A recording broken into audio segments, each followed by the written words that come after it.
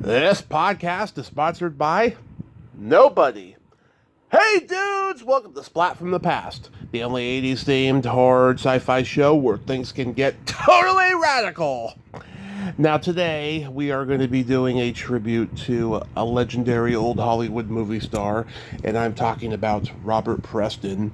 I will be talking to Debra Warren. Debra wrote a book about Robert Preston called Forever the Music Man, and it's going to be great to have her on today.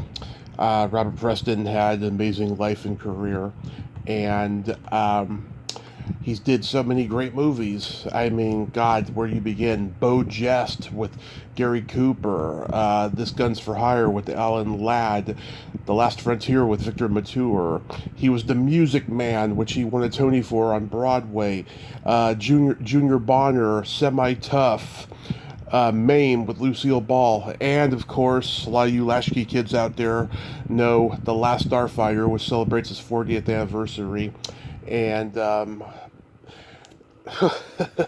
mean, it's such a classic movie, and we're going to talk about all that stuff today, and I cannot wait.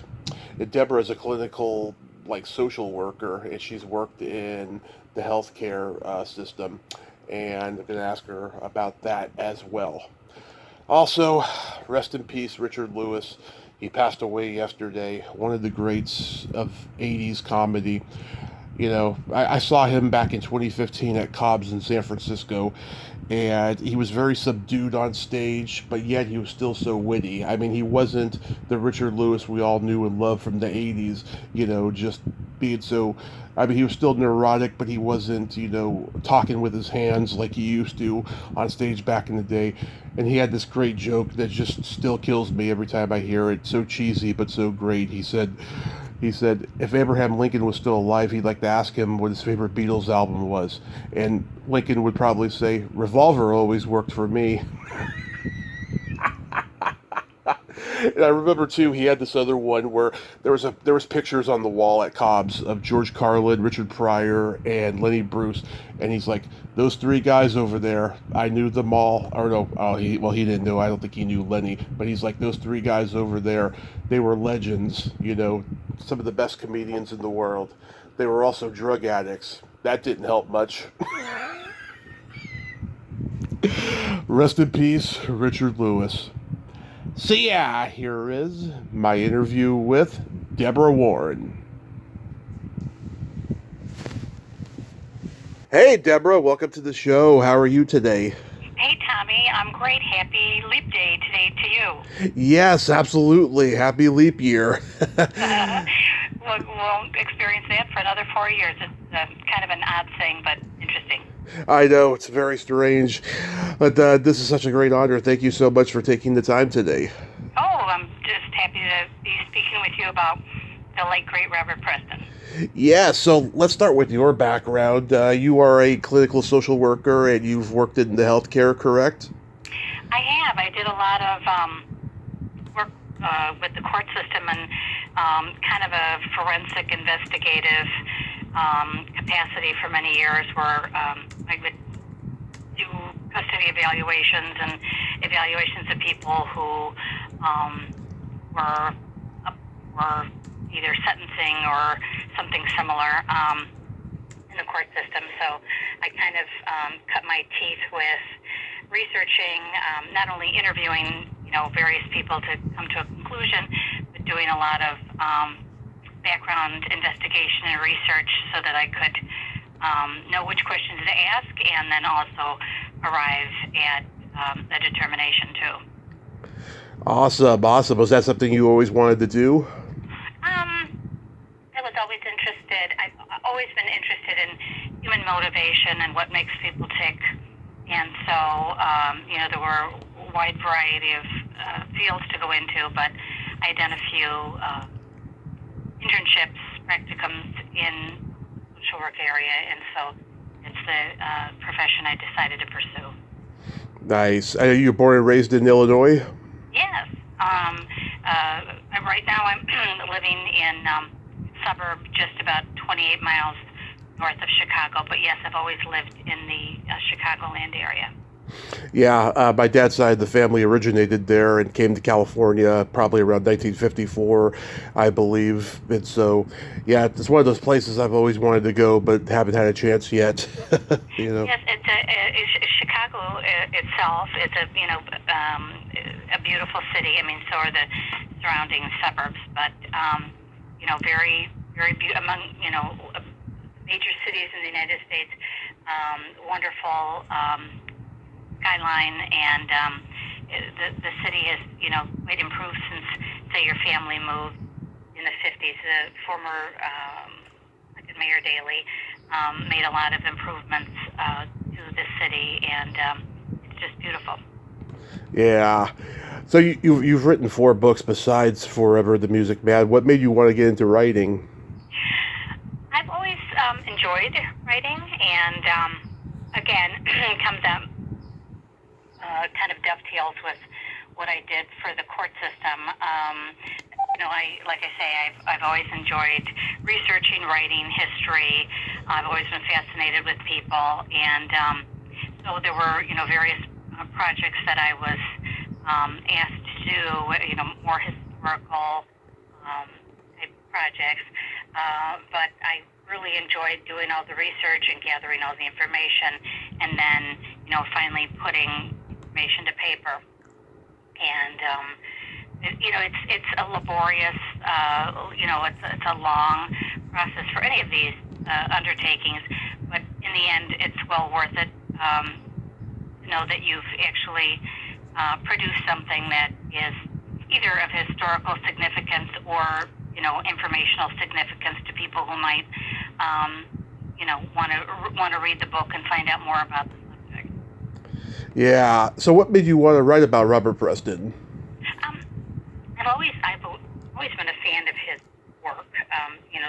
Many of his movies as did other people, and then it was actually during the pandemic when everybody had downtime, and Yeah. I was scrolling through various sites on the internet and happened to come across a couple fan sites of his, and one of the things that stood out for me is that many of the people on the site didn't really know a lot of information about him. There was they knew the basic birth and death dates and which movies he starred in, but not really about the person himself. And so I kind of took that as a challenge and said, well, let me see if I can do some digging and find out. And so that's kind of how I started. I dug and went to various libraries. At that time, everything was online, so got in touch with a lot of librarians, online libraries, and then started once I was gathering information, and I then started reaching out to do interviews to various people that he had worked with over the years. So that's kind of how it started. It was like a challenge in terms of, well, there's no information here. Let's see what I can find, and that's really how the book came about.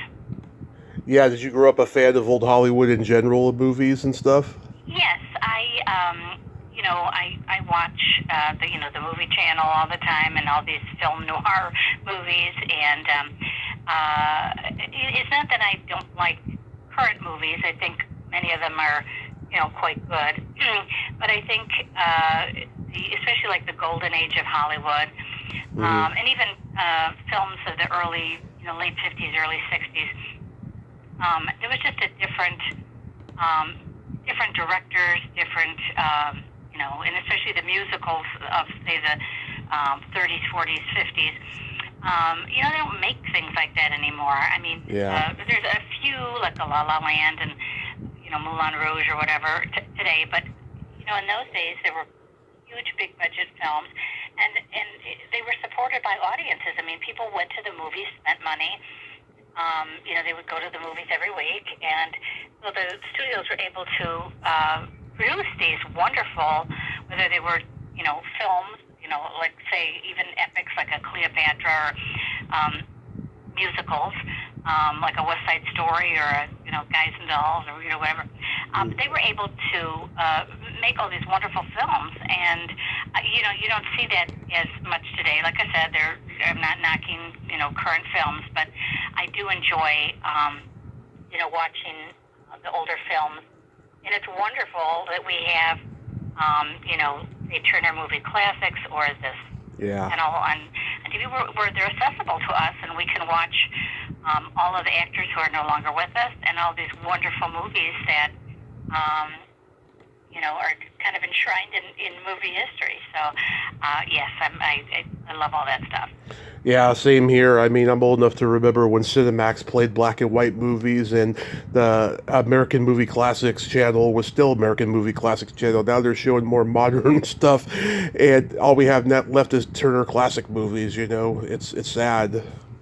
Yes. Like I said, there's some channels that will have special segments like film noir or whatever that you can watch. I think there's one that's on Sunday evenings that have kind of the older films. But like I say, it's kind of a lost art, and some of the actors of yesteryear, and again, it's not a knock on the current crop of actors, but I mean, just phenomenal. I mean, and they had a wide range of. They played a wide range of roles. Some, between they could play the good guy, the villain,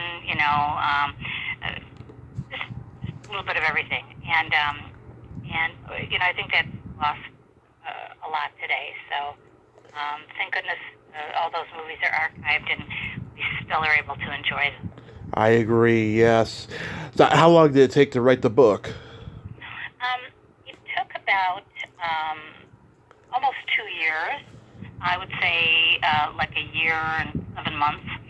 And, I started out doing the, archival research to see what I could find.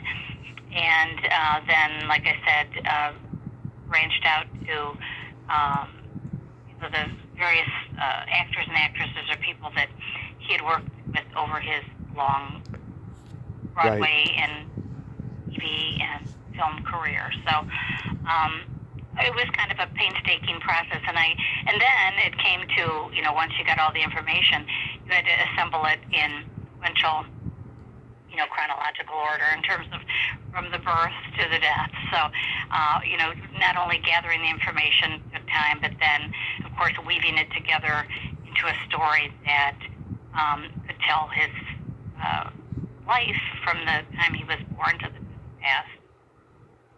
Right. Was his family cooperative when you approached them? There aren't, since he didn't have any legitimate, children, right. I had to, the only people that are left are nieces and nephews, and I was able to, contact some of them, and they were quite, they were cooperative in terms of some through text, some through phone interviews. They were able to share information about what he was like and type of uncle what he was, and just a little bit about his personality. So it was great to be able to talk to some of the surviving relatives. But like I say, unfortunately, Robert Preston and his wife Catherine did not have any children, so there's no lineage there, no children or grandchildren to interview, unfortunately, about his life and work. Yeah. So have you heard from them since the book came out? Were they pleased with it? I've talked with a couple of them and emailed, and I still am in contact when there's certain things that come up that they might. One person in particular has been going through some mementos that they have, and will occasionally get in contact and say, "Oh, I found this" or "I found that," kind of thing. So I would say they are pleased. I didn't get a negative reaction. I got what I thought was a positive reaction. So I'm sure they're happy with the book. And I tried not to be salacious. I mean, there was various things in his life. There were extramarital relationships, etc. And I tried not to, cast aspersions on it. It was just, like the old TV show, Just the Facts, Ma'am. I just tried to weave the narrative in terms of, this is what he did, this is who he was involved with, and this is what happened, this is what happened. So it wasn't a matter of me passing judgment or even, making psychological conclusions or anything like that. It was just a matter of stating what happened or who he was involved with and the sequence of events. And I left things up to readers to determine why certain things happened or why he did certain things that he did. So I didn't want to put my own spin on things that happened in his life. I figured that, it was, readers who were reading it could, reach their own conclusions. And since publishing the book, I've heard from many people who did kind of come to their own conclusions or had questions in terms of, gee, I wonder if he did this because of X, Y, or Z, or right. And that's good because it got people thinking and about what motivations were at various times in his life. Right. So getting into Robert Preston's life, I hadn't realized he was born in Newton, Massachusetts and raised in L.A. That was very rare for a movie star in those days to come from California. Yes. He was born in Newton Highlands, actually in a hospital, which in those days was kind of rare because, in 1918, most people had home births, home deliveries. But he was born in the hospital, and the birth was a little bit traumatic. He stopped this movement that stopped, and I think the cord was wrapped around his neck, and they were able to deliver him, and he was healthy, and the mother was healthy, and everything was fine. And then his grandmother, maternal grandmother, was kind of a powerful force in the family, and strong-willed, and right. She made the determination to move west because her husband had advanced tuberculosis, and she thought that perhaps the warmer California weather would improve his condition or prolong his life. And so she had wanted all her children. There were a couple sons that had never married, another daughter, and she invited Robert Preston's mother and her husband and the whole family to join them. She had purchased a great big huge house in California, and everybody kind of piled in, and everybody worked to support the family unit, and they all trekked west. And so that's how he ended up at 2 years old in California. But the family still, he and the mother, and they still had aunts and uncles and relatives in the Boston area. So I think because of where he was born and then because of the relatives, he did eventually settle for a long time in the Northeast. Once he was on Broadway, and I think he enjoyed that area of the country. Right. But yes, that's how he ended up in California. It was all due to the machinations of his maternal grandmother. Yeah, his birthday was June 8th. Mine is June 6th. Oh my goodness, yeah. And he was born, right in the middle of the, at that time, the pandemic, the Spanish flu pandemic.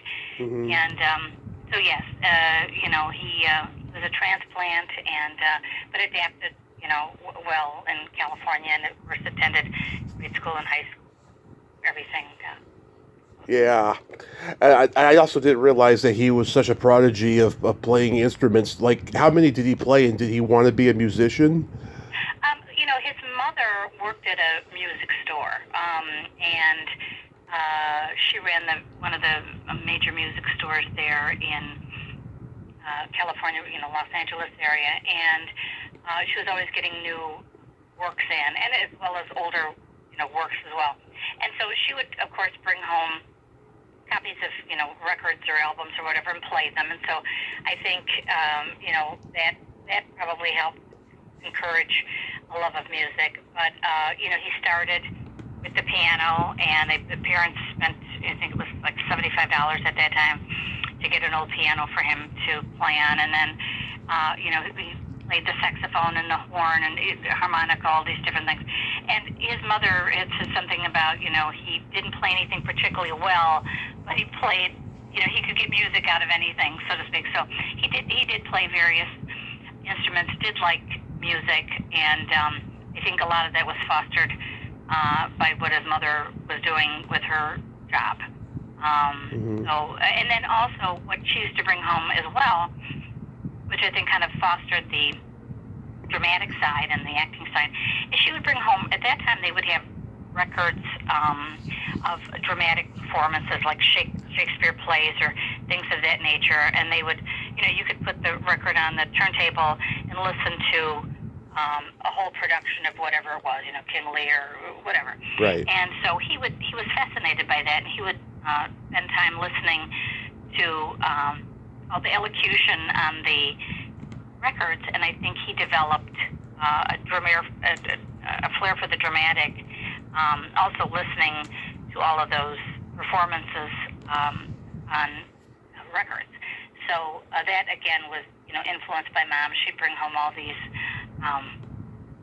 performances that had been recorded, and he would enjoy listening to them. Wow. And so did his parents support him going into acting?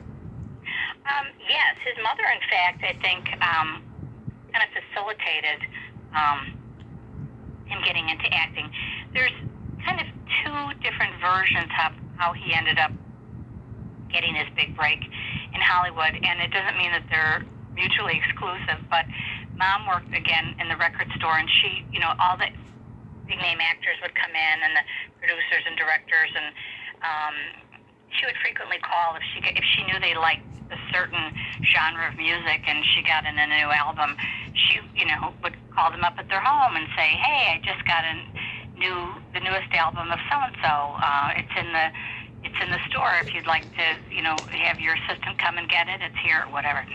So she had contacts in the Hollywood community, to her position, and the brother of Bing Crosby was a talent agent, Everett Crosby, and he would frequent the store. So it's been said that she kind of pestered Everett Crosby to either go take a look at her son at the Pasadena Playhouse, or send someone to go take a look at him to see if he would qualify for an audition. And the other thing that happened is there was a attorney, actually, from Paramount that lived in the Pasadena area and would go to all of these productions at the Pasadena Playhouse, and his name was Sidney Justin, and he would kind of bug the Paramount brass and say, "Hey, there's this wonderful actor, I think you should give him a screen test." So there were two things at play there, the Everett Crosby aspect and then the Paramount attorney aspect. In any event, from what Robert Preston says, it was the attorney who finally prevailed, and they gave him a screen test. And, he was hired, and the rest is history. But I believe that, once he was, quote-unquote, discovered, Everett Crosby was involved with, I don't know if they managing him, but involved with his career. But also the attorney had really wrangled the screen test for him. So, like I said, the stories are not mutually exclusive, but I think both worked to get him into the front door at Paramount. Wow. And so, yeah, I mean, he he studied at the Pasadena Playhouse. His classmates were Victor Mature, who I know he worked with in film, and Dana Andrews and George Reeves and Don DeFore. Was he close with any of those guys?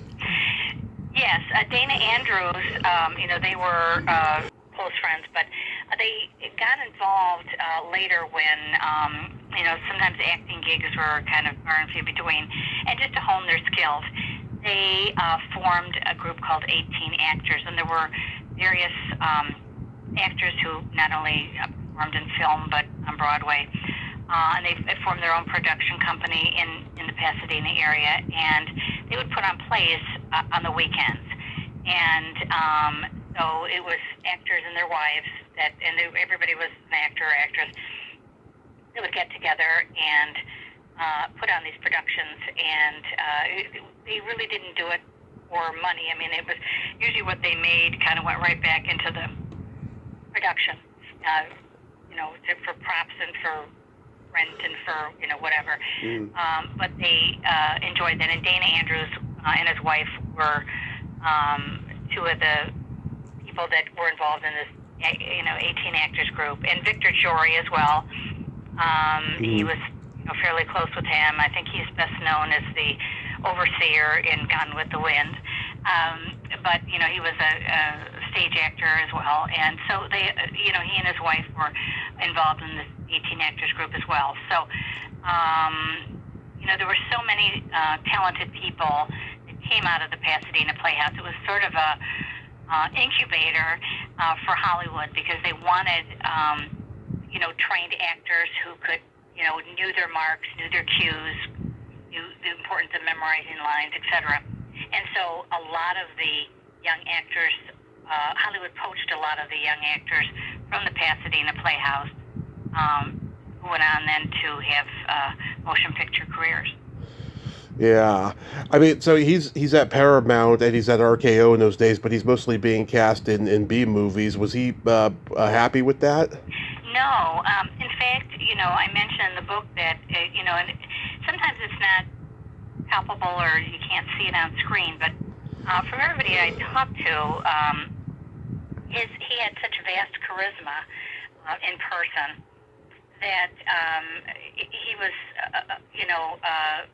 it was almost like, I don't know, an animalistic, but, it was a lot of sexual attraction, a lot of sexual energy. And so I think the brass wasn't quite sure what to do with him. I think they were afraid it would translate onto screen, or I don't know what they were worried about, but they ended up moving him into the B movies, like, the spaghetti westerns and some of the other types of B movies. I mean, made Illegal Traffic and King of Alcatraz, like I said, westerns and things. Yeah. So they kind of relegated him to those type of roles, and they really wanted the leading man type of role, and he was a very qualified actor. And that was the main source of frustration with him with Paramount, because he kept wanting, going into the brass and wanting various roles, and then it just never happened. And in fact, he was supposed to be the lead. If you remember the film noir Gun for Hire, he was originally signed on to be the role that Alan Ladd had. Right. And so then, because of some politics and machinations behind the scenes with the wife, and she was the agent, he ended up being relegated to the police officer, the boyfriend role in the film, and he wasn't very happy about that. But again, there were things like that I just wondered how that film would have been if he had portrayed the Alan Ladd role, but we'll never know. So, there were things like that happened, and he became increasingly frustrated, and that was part of the reason he got out of his contract and with Paramount and went to Broadway. He figured he knew he could do a wide variety of roles, and that he wasn't as stigmatized on Broadway, and wanted to kind of show his acting chops in a variety of different roles, whether it be a comedy or something serious. And then later, of course, with The Music Man in a musical, that was the first time he had ever sang and danced. But yeah, he did. He played in all these various plays on Broadway, and some were funny, and some were very serious. And so he kind of demonstrated with all of the various roles that he took on Broadway that he was able to play a variety of characters. And but it wasn't until And I think people kind of recognized, the people on Broadway, the actors and actresses, that he really was very versatile. I mean, in fact, his first foray into his first real play was The Male Animal.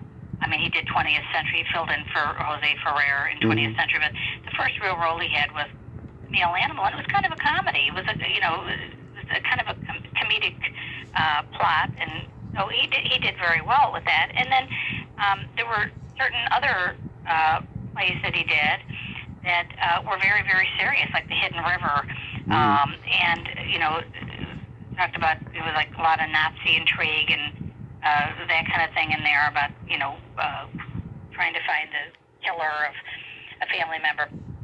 So he played a wide variety of roles and did them all well, and which was also true of his movies, but also on Broadway. The play may have gotten a negative rating from the critics, but everybody, all the critics or people that came in to review the film, always praised his performance in whatever it was, But even if the play wasn't necessarily successful, so people knew he, was a substantive talent. It's just that it took him going to Broadway for him to kind of be discovered when he finally got the role of Harold Hill in The Music Man. Yeah. And also in those early days, he worked a lot with Cecil B. DeMille, even though he couldn't stand him. What was was that just because he was getting assigned to his movies at Paramount, or he just had a respect for him, even though he couldn't stand him? It was kind of twofold. I mean, he felt like he was being recycled into the same role over and over again, but just having his costume changed. He kept casting him, as he did, various other actresses and actors too. So he didn't want to be typecast in the DeMille films, and so that was part of it. And then also part of it is he just abhorred his politics. He was just DeMille was very right-wing, extreme. Yeah. He had that kind of view, and Preston was very liberal, and so some of the things he saw him do, or his tactics, or some of the things that he said or endorsed, just kind of turned Preston's stomach. And so he didn't have respect for him as a human being. And he also felt, and I don't know if this is justified or not, because I've heard, various things, but from people, but he felt that DeMille really didn't do anything. He would just, assemble the cast, have the script, and say action, and then never give anybody any real direction as to how he wanted them to portray a particular role. It was just, he kind of let them go. And so Preston didn't feel like he felt that his talent, DeMille's talent, was overblown, that he really, didn't do much in the directorial aspect of it. And again, right. I've heard some people say the same thing. I've heard some people say that Bill was brilliant and blah, blah, blah. So, I don't know where the truth lies there, but, and I think he was very vindictive too, because once Preston, said, I'm not doing your films anymore because I don't want to be typecast, I think Preston was sort of blacklisted on a sotto voce kind of way. It was like it was told, don't put him in any good roles and whatever. And the reason I say that too is because Paulette Goddard, who, if you recall, was, she first came to prominence. She was married to Charlie Chaplin, and she was in all these movies, and she was kind of a sex goddess. I mean, she was funny, but she played a lot of these vampy roles. She had a very good career and was very well known, and she ran into problems with DeMille as well, and had a confrontation with him. And after that, her career kind of tanked. So I think he, because of his status, he had a lot of power in Hollywood, and he could make or break careers. And so same thing happened to her, and I think that why Preston realized that if he was going to make anything in the industry, he was going to have to go to Broadway and kind of get away from the long arm of DeMille and the typecasting of the, Hollywood, the movie system.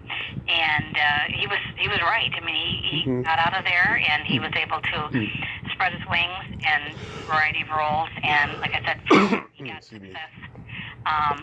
He achieved lasting success after doing The Music Man. So when he gets to be the Music Man on Broadway, was he the original actor or was he a replacement? No, he was the original actor. They had originally Meredith Willson and the producer Kermit Bloomgarden they were looking at a variety of people. There was a long list of people, Danny Kaye and Ray Bolger, and they were looking at various people they were looking at kind of song and dance men to, fill the role of Harold Hill. And, either people didn't want it because they, thought it was kind of they looked at the script and they thought it was hokey, like a Danny Kaye. It was like, they didn't want to touch it. Or somebody like a Ray Bolger who wanted license to be able to throw in his own stuff into the script. And, of course, that wasn't going to fly with Meredith Willson. So they went round and round with various people, and nobody kind of worked. I mean, they didn't want to take the role, or they didn't like the demands that the people were making, the actors were making on them. So they finally decided, well, you know what? Let's just get a dramatic actor, and we can always teach him to sing and dance. I mean, I don't know. That was kind of crazy thinking, but that's what they thought. They said, let's just get somebody who fits the role of Harold Hill, and then we can work with them on the singing and dancing aspect. And so that's what they did. And they had seen Morton DaCosta and Kermit Bloomgarden had seen Preston in Philadelphia. He was in a kind of an outdoor theater. He was in a couple plays there, and they saw, how wonderful he was, and said, let's audition Robert Preston. And Meredith Willson was kind of skeptical, and he said, but he's just done all these westerns and all this stuff, and I don't know why, And they said, trust us.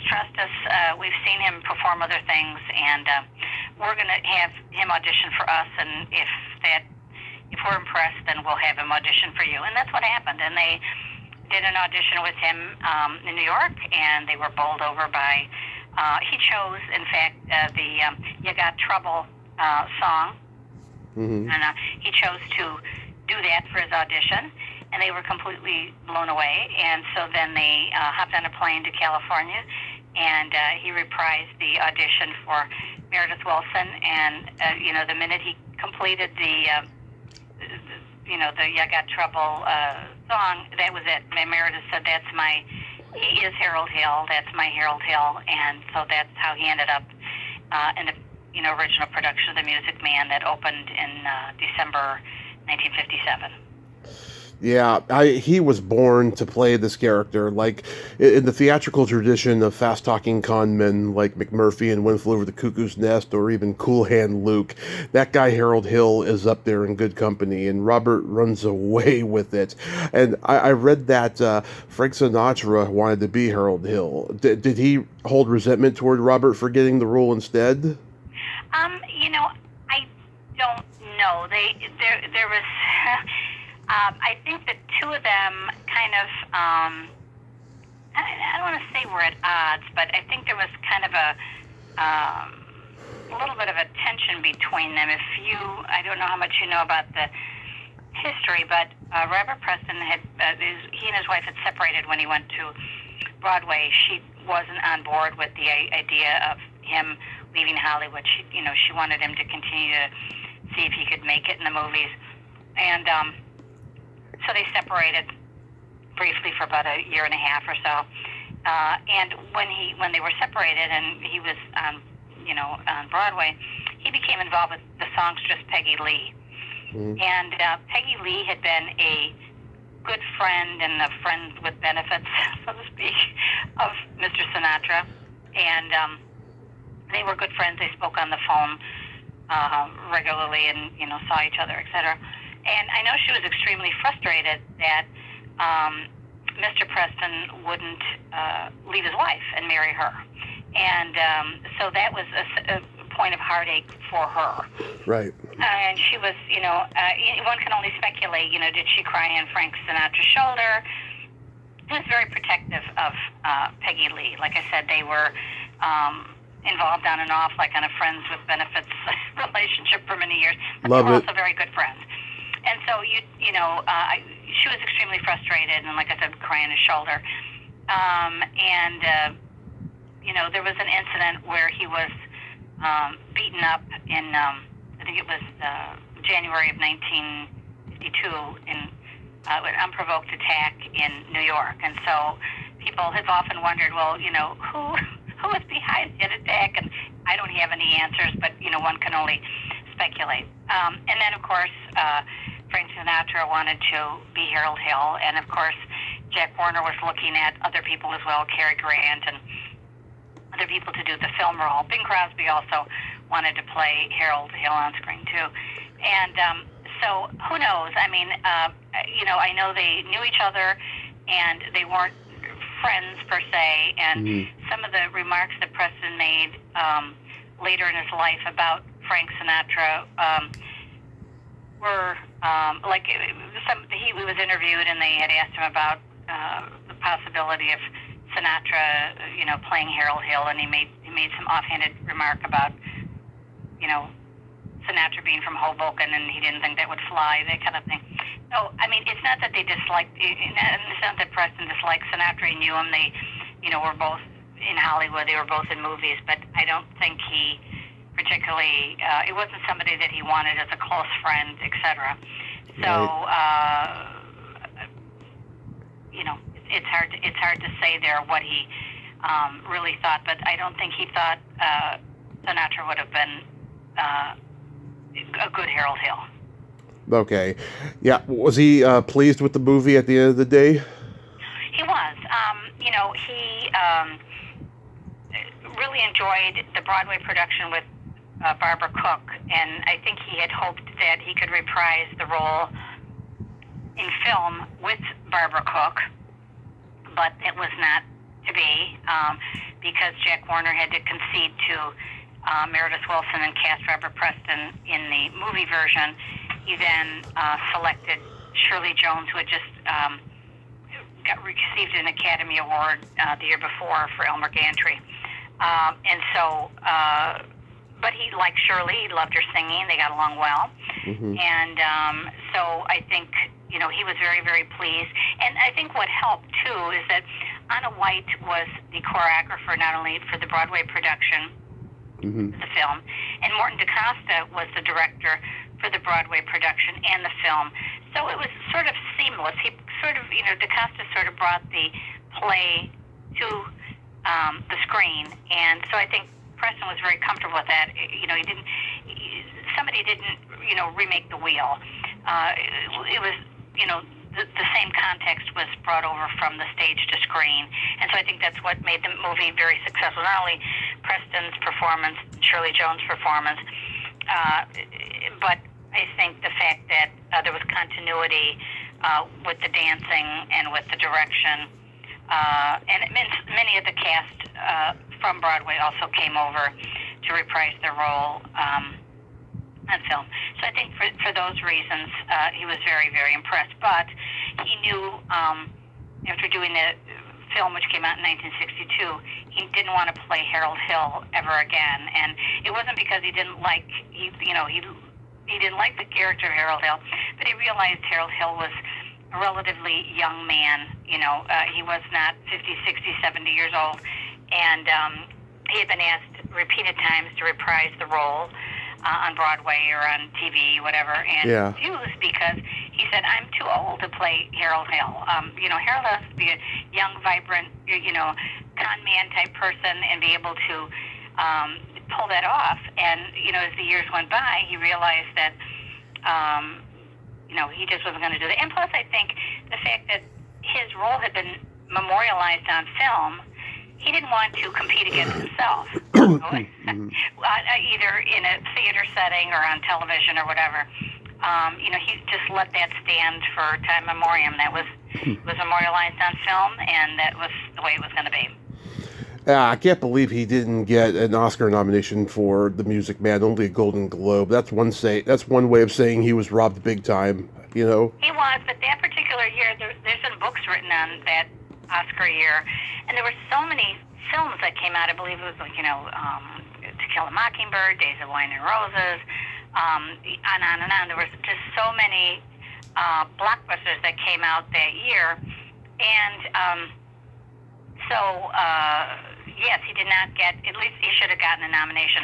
And there was one of the gossip columnists had, kind of plastered a screed in her column and saying, why in the world wasn't he nominated? This was a great film, great musical, and he at least deserved a nomination. And who knows what was going on with the Academy and, why they chose not to do that. There was I think Marcello Mastroianni was even nominated for a foreign film, which kind of, but that year. But who knows why they made that decision? But yes, he was robbed that year, and I think he sort of deserved a nod also for his performance in SOB, which was in the early '80s. But because that film was kind of an attack on the whole Hollywood industry, on producers, directors, actors, and all of that, he did not receive a Best Supporting Actor nomination for that role, which many believe he should have for Dr. Feingarten. But again, it was because of the content of the film, and the movie studios and the distribution actually tried to kind of shelve it, or so that nobody saw it. And he really should have gotten a nomination for that film as well. But again, there was a lot of politics going on, and it didn't happen either. Because he loved doing theater so much, is that why he took a 9-year absence after The Music Man? Well, he was, yes, from films. He liked theater, but he was the type of person, he always, he believed that if you were an actor, serious actor, you could always be employed or find work. And so he, just liked acting, and so he would either do regional theater, Broadway. There were various things that he did. There were constantly things that he was doing. A lot of it was theater in various places, but he, enjoyed acting, and so whatever opportunity came his way, he would do. And again, there were a lot of roles that came forward on Broadway. One of them, back in 1962, right after he, had finished filming The Music Man, he had found the script, and he thought it would be like the next Music Man, so to speak, a next big role. And that's We Take the Town, that was a Broadway play.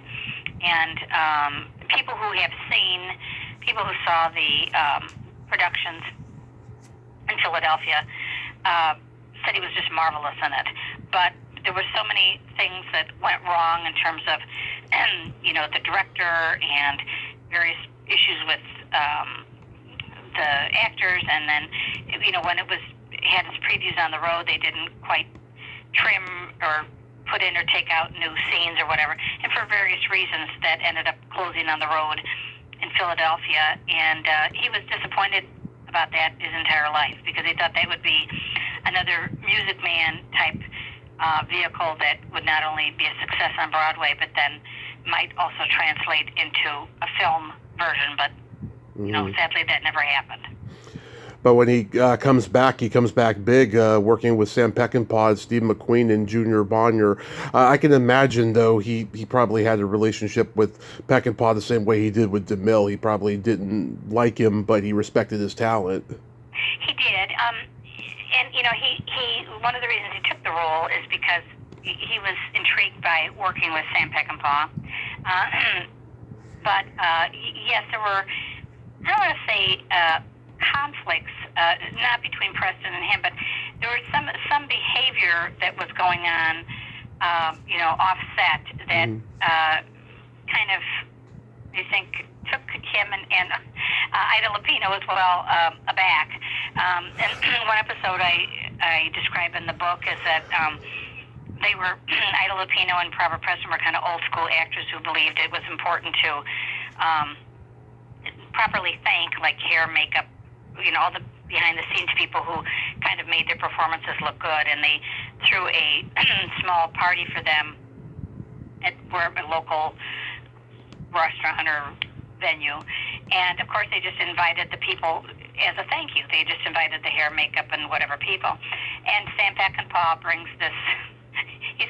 They were all dressed up for this party, and he shows up kind of, in dirty clothes, and brings somebody else with him who was, not well, shabbily dressed and whatever, and kind of just walks in and crashes the party. And of course, Ida Lupino and Reverend Preston were too professional to say anything. So of course, Sam Peckinpah joins this party.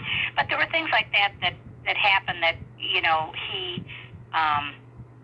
I don't think appreciated, but he was too much of a professional. He wasn't going to Robert Preston was going to make an issue on set. But it was that particular movie, The Junior Bonner, I think was perplexing for Preston just because of some of Steve McQueen's behavior on the during the movie, and I don't think he knew the background. Steve McQueen's background is growing up and all of that, and so I think some of the things McQueen did, he didn't quite understand. But then again, he didn't have the insight, into what made McQueen tick. That kind of made his behavior on set make sense, so to speak.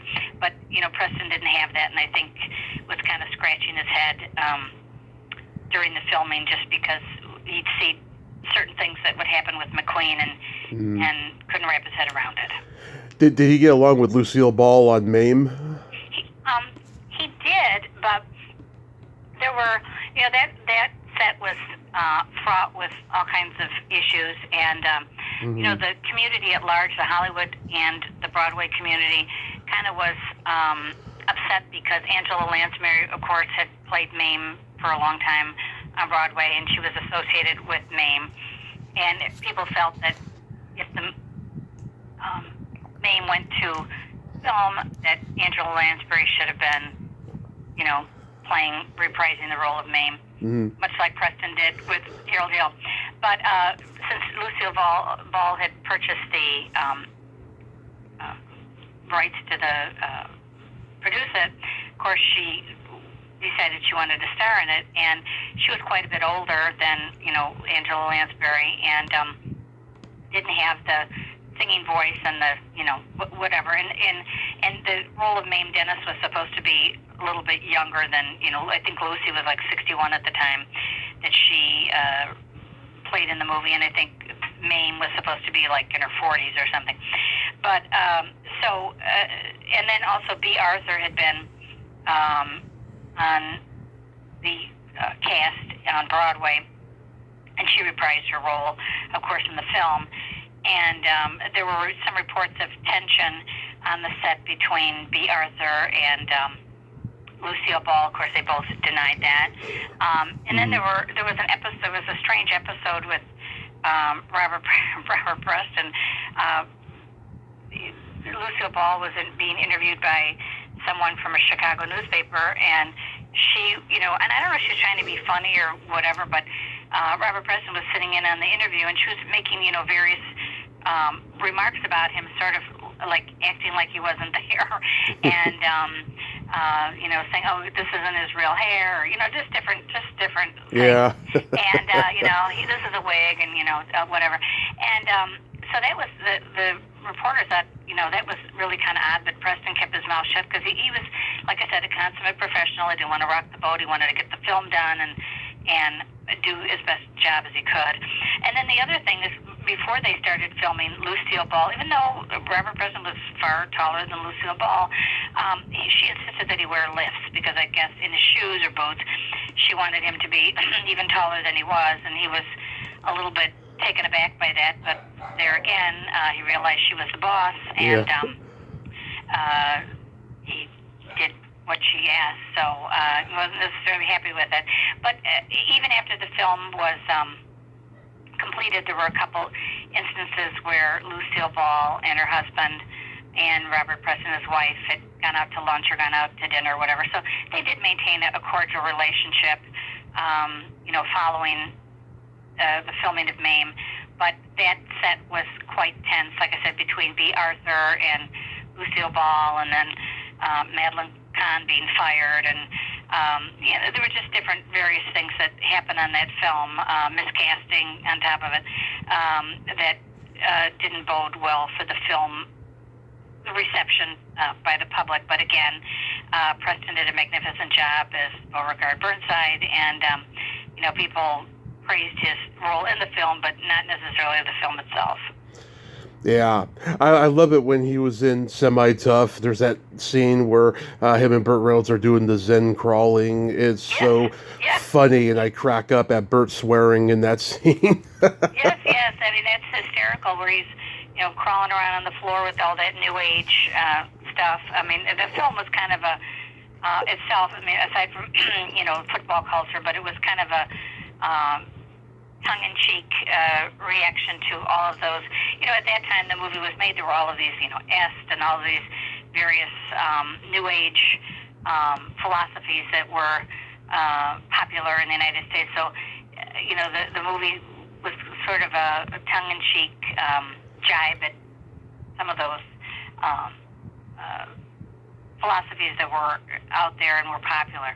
Yeah. But yes, that scene was hysterical, and it's something that you see even on YouTube with these clips that they show, Big Ed crawling around on the floor, and the Burt Reynolds characters there on the floor too. So that was funny.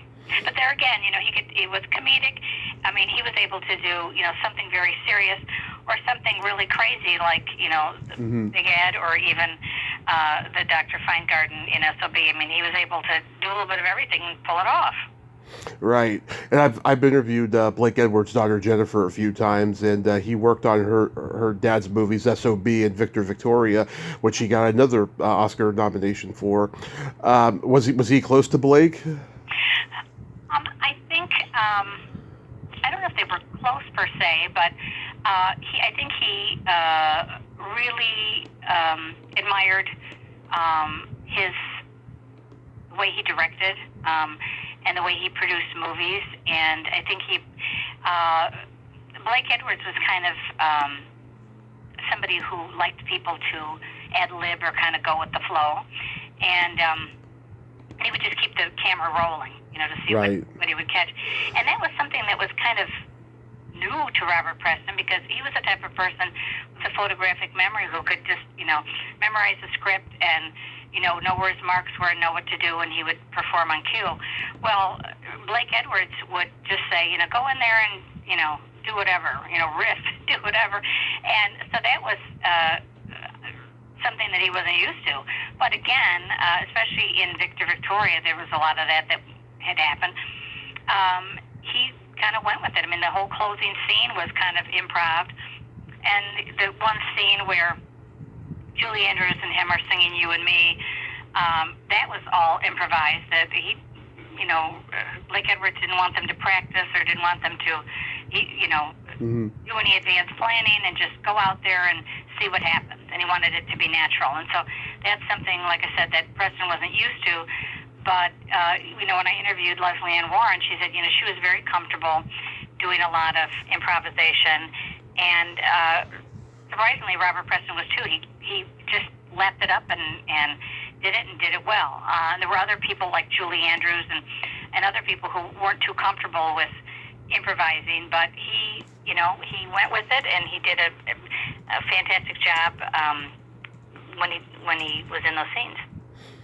So I'm a latchkey kid. I grew up in the 80s and 90s, and my brother's 9 years older. He remembers when The Last Starfighter hit theaters at HBO, and he recorded it off HBO, and I remember seeing it for the first time at around, age 3. That's where I discovered Robert. That movie still holds up, and that character Centauri is pretty much Harold Hill as Obi-Wan Kenobi in type of a space opera kind of a way. Did he know that this would be his last theatrical film? No. Well, he actually, he did a few things afterwards on TV, but yes, that was the last major movie that he was in. And interesting that you say that. Even my children, when I started researching this, they're like, who's Debra Preston? And then when they realized, oh yeah, Centauri, The Yeah. Last Starfighter, because of course they had seen that, as you're mentioning, and just loved the character. So, many of the younger generation wouldn't remember Harold Hill or any of the other characters, but The Last Starfighter has become sort of a cult classic. And so many of the younger generation have seen that film and know who Centauri is, and they may not recognize the name Robert Preston, but they sure know that role. Actually, the role of Centauri was actually based on Robert Preston's portrayal of Harold Hill. The people who were producing the movie or had written the script based that with his acting and his portrayal of Harold Hill in mind. And then when they were finished with the script, they said, we know this is never going to happen, but let's just reach out to him and see if this is something that he'd be willing to do, because they figured he's a big star. He's never going to want to, be involved in this type of film. And they were pleasantly surprised that he said, sure, I'll do it.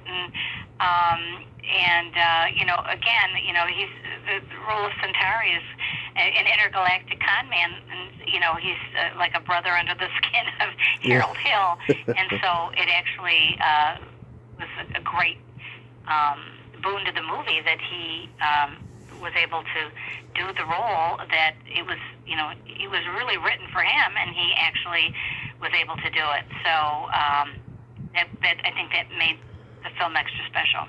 Yeah, when he first takes Rogan into the car and rides him off, and he has no eyes, that just scared the shit out of me. So, sorry, I hope you don't mind me swearing. No. Yeah, I mean, it just was like I said, it was comical, and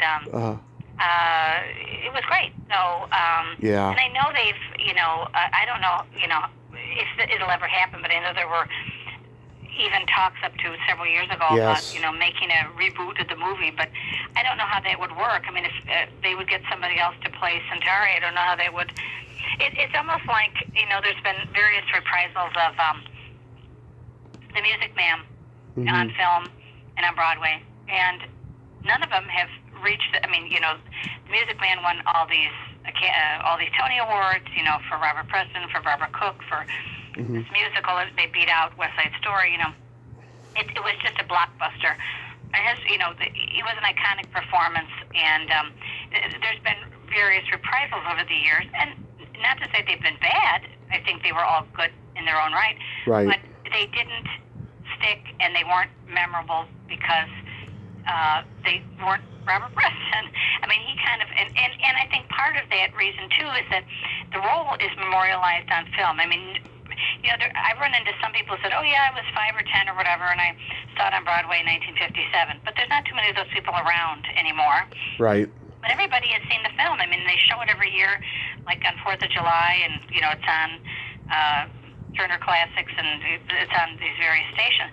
So people know The Music Man because they've seen it on film, and so people see, okay, Robert Preston is Harold Hill, and so when other people do it, it doesn't quite hit the mark. It's good. It's not to say any of the performances have been bad. They haven't, but it's not the Robert Preston Harold Hill, and so you kind of set a bar that I think is kind of hard to surpass or to meet or to surpass, and so I think for that reason, it makes it difficult for people not to be judged against him. And I've had Lance Guest on. He adored Robert, and Kathy Mary Stewart is a good friend. She's actually supposed to come on again tomorrow. And she told me she met him briefly on set, and he took her by the hand and kissed it. And to this day, it's one of the biggest thrills of her life.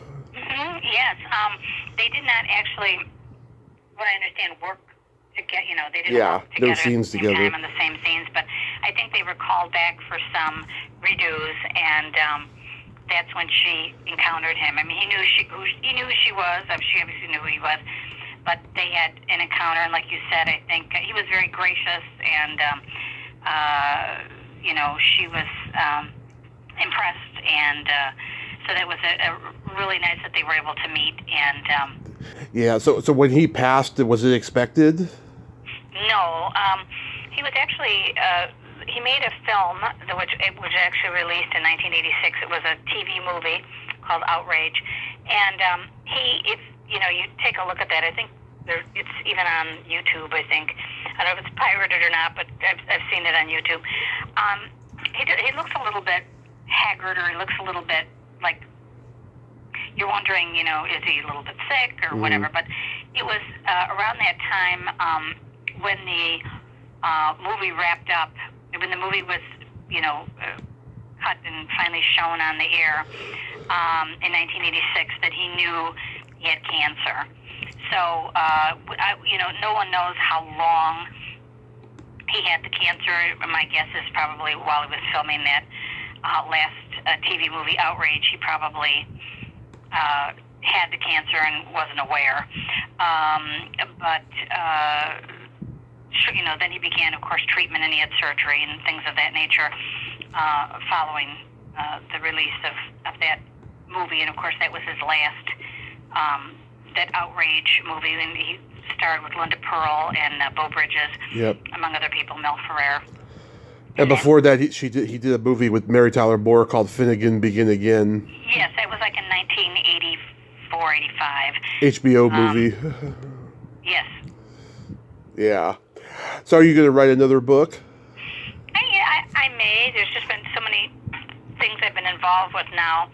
But I certainly would like to get back to writing something else. And I don't know if it will be a biography or a historical fiction or something like that. But yeah, that's my plan. Hopefully, like maybe within the next year, to get started on something else. But this was, like I said, fantastic that I was, I was able to put together a life story for him, and at least he's got some, I don't want to say some recognition, but it's just a shame that he doesn't have a star on the Walk of Fame. Oh wow, I didn't realize that.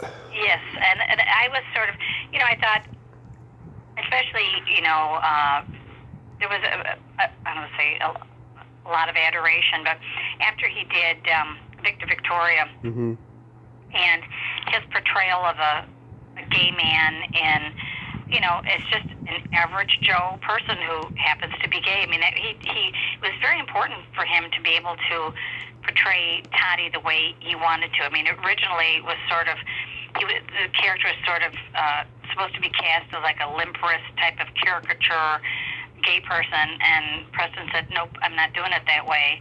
He knew too many people in the industry who were gay, and they didn't act that way at all, and so he thought, I'm not going to do a disservice by portraying them in this way. I want to portray a gay man the way gay men are, just normal human beings, just normal people who just happen to prefer men.